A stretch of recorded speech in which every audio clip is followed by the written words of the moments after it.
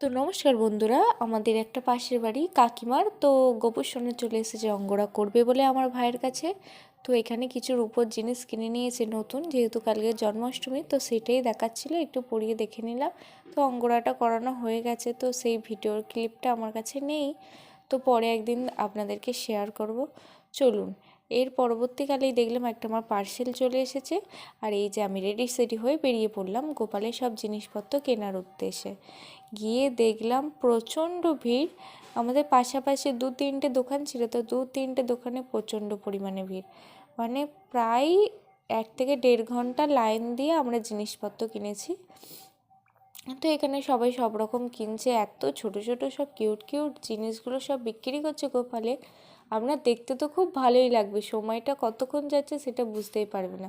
আর এখানে গল্প করতে করতে আমার এখানে জিনিসপত্র কেনাও হয়ে গেছে, আর এখানে সব হিসাবপত্র হয়ে আমাকে